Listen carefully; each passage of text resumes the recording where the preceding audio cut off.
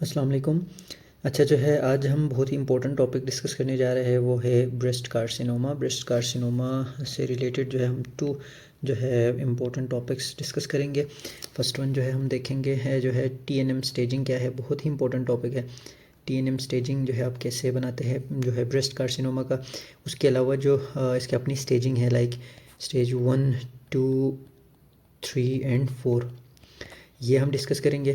पहले हम टीएनएम को डिस्कस करेंगे, क्योंकि टीएनएम के बेस पे ही हम जो है स्टेज 1, 2 एंड 3, 4 जो है डिक्लेयर करते हैं।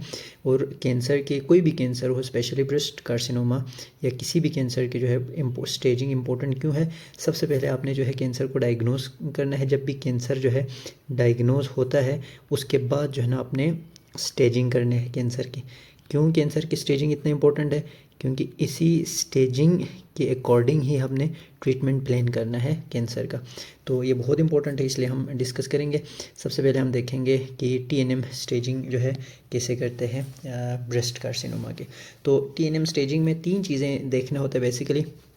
नंबर 1 साइज़ हमने देखना है। साइज़ को जो है हम जो है टी लिखते हैं।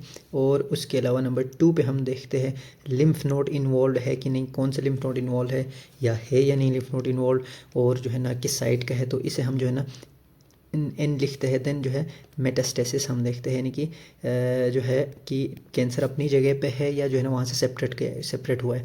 तो ये हम देखेंगे, इसको हम जो है लिखते हैं एम से। तो स्टार्ट करते हैं। जो अगर हम टी की बात करें, यानी कि साइज़ की हम बात करें, तो जो है T1, T2, T3, ये जो है T1, T2, T3, ये हम जो है ना साइज़ के लिए यूज़ करते हैं। तो T1 से क्या मतलब है, ट्यूमर जो है लेस देन 2 सेंटीमीटर है। और T2 से क्या मतलब है, ट्यूमर 2 to 5 सेंटीमीटर है। जबकि T3 जो है मोर देन 5 सेंटीमीटर। यानी कि अगर क्वेश्चन में दिया होगा कि एक फ़ीमेल है, ब्रेस्ट कार्सिनोमा डायग्नोज हुआ है, और जो है ना उसका जो लंप है, जो मास है, तो वो इतना है, मतलब वो कहे कि 6 सेंटीमीटर है, तो 6 सेंटीमीटर जो है ना किस में आता है, T3 में आता है। तो अब हम साइज़ के अकॉर्डिंग जो है ना आप उसे T3 कहोगे उस ट्यूमर को, जिसकी जो है वो साइज़ जो है वो 5 सेंटीमीटर से ज़्यादा है। ये जो है ना टी हम देखते हैं। उसके बाद जो है ना हम लिम्फ नोड देखते हैं, यानी कि लिम्फ नोड के जो है इन्वॉल्वमेंट हम देखते हैं। ये जो हम कैसे जो है इसको जो है प्रेजेंट करते हैं, N1, N2 एंड N3, और इसके साथ N0 भी है। यानी कि N0 मतलब कोई लिम्फ नोड इन्वॉल्व नहीं है, सिर्फ साइज़ आपने मेंशन किया। तो N1 से क्या मतलब है, N1 से जो है मोबाइल यानी कि मूवेबल हो, वो मूव करते हो मास। मोबाइल एक्सिलरी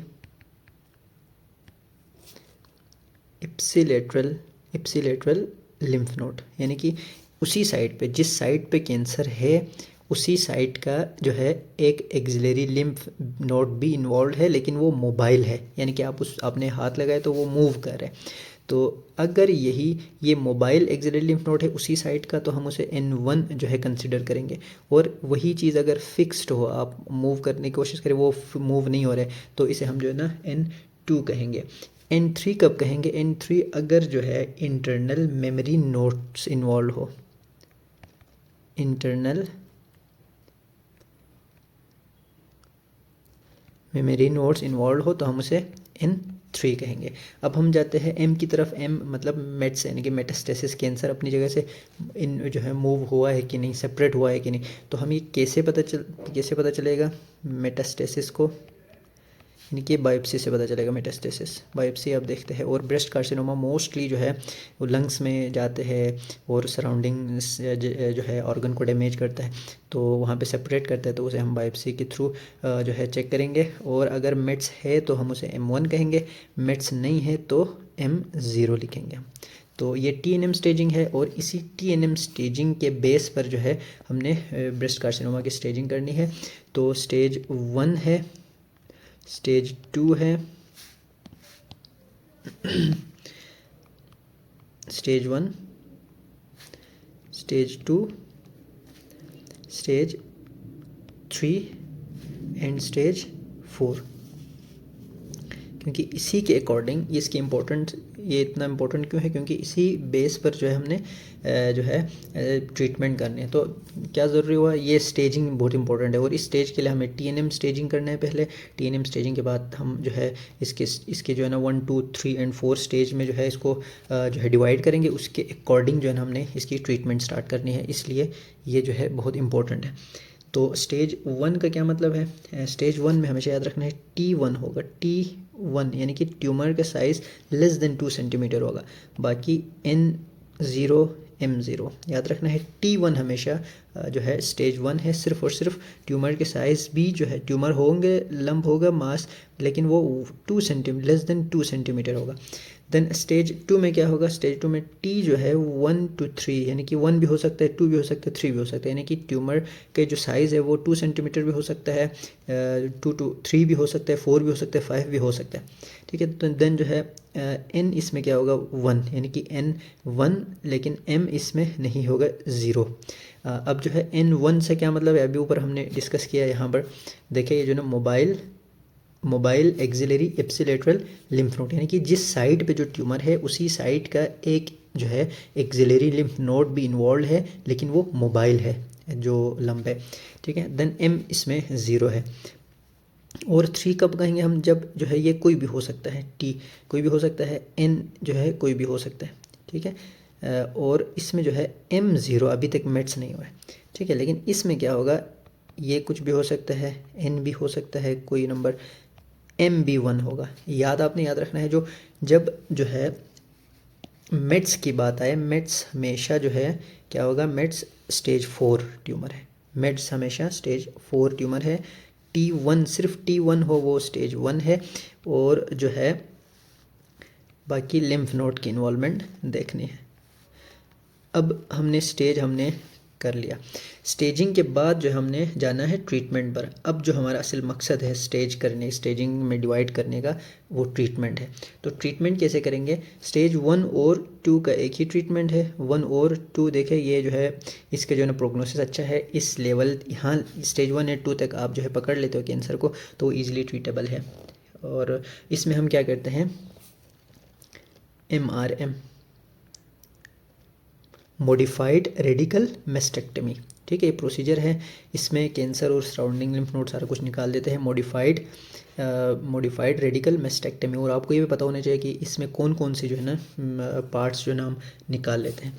उसके बाद हमने करना है कीमोथेरापी के बाद जो है ना हम रेडियोथेरापी करते हैं, साथ ही करते हैं रेडियोथेरापी, और फिर प्लस हार्मोन थेरापी करते हैं। मोस्टली जो है हार्मोन थेरापी उनमें करते हैं जिसमें हार्मोन जो है प्रेजेंट हो, यानी कि एस्ट्रोजन हार्मोन पॉजिटिव हो। मोस्टली ये देखते हैं प्रोजेस्टेरोन रिसेप्टर ये हार्मोन के रिसेप्टर प्रेजेंट हो, और HER2 प्रेजेंट हो। तो इनमें हम जो है ना हार्मोन थेरापी भी करते हैं। और हम आगे जाके इस लेक्चर सीरीज़ में आगे हम डिस्कस करेंगे कि हार्मोन पॉजिटिव में क्या क्या होगा, उनमें कौन कौन से ड्रग हम देंगे। तो ये ड्रग्स रिलेटेड जो है ना हम बाद में डिस्कस करेंगे। इसमें जो है ना हमारा मेन फोकस है स्टेजिंग और according to staging treatment of the breast carcinoma. Stage 3 में हम क्या करेंगे, स्टेज 3 में जो है पहले कीमो करेंगे। अच्छा, आपको एक और चीज़ पता होनी चाहिए, एडजॉइंट थेरापी और न्यू एडजॉइंट थेरापी, ये याद रखना है। अब यहाँ पे पहले हमने सर्जरी कर लिया, इसमें स्टेज 1 और 2 में हमने सर्जरी कर लिया, सर्जरी के बाद हम जो है कीमो कर रहे हैं, ठीक है, यानी कि सर्जरी फॉलोड बाय कीमोथेरापी, ठीक है, सर्जरी प्लस कीमो आ जाए, यानी कि कीमोथेरापी बाद में करें, हम उसे एडजॉइंट थेरापी करेंगे। लेकिन एक एडजॉइंट थेरापी कहेंगे अगर कीमो हम सर्जरी से पहले कर रहे हैं, कि पहले कीमो कर रहे हैं फिर सर्जरी कर रहे हैं, तो इसे हम न्यू एडजॉइंट थेरापी कहेंगे। ये भी आपने याद रखना है। तो पहले हम कीमो करेंगे, उसके बाद जो है मॉडिफाइड रेडिकल मेस्टेक्टमी करेंगे, देन जो है रेडियोथेरापी करेंगे। तो ये है। अच्छा, स्टेज 4 में जो है देखिए ट्यूमर सेपरेट हो गया। अब आपके ट्यूमर को सर्जरी के थ्रू निकालने का कोई फ़ायदा ही नहीं है, क्योंकि ट्यूमर ने अपने ब्रेस्ट के अलावा दूसरे ऑर्गन को भी जो है इन्वॉल्व कर लिया है। तो इन पेशेंट को हम जो है ना बदकिस्मती से कोई परमानेंट जो है इनका ट्रीटमेंट नहीं कर सकते, इनको हम पैलिएटिव थेरापी पे रखेंगे। पैलिएटिव थेरापी मतलब क्या है, सिम्टोमेटिक ट्रीटमेंट आप करेंगे, इनकी जो है सिम्टोमेटिक ट्रीटमेंट करेंगे। तो ये जो है टॉपिक था जिसमें हमने ब्रेस्ट कार्सिनोमा, जिसमें कुछ इंपॉर्टेंट टॉपिक्स हमने डिस्कस किए। टीएनएम स्टेजिंग देखा, फिर ब्रेस्ट की अपने जो है स्टेजिंग, और टीएनएम के अकॉर्डिंग स्टेजेस में कैसे डिवाइड करते हैं, और जो है treatment according to the stages.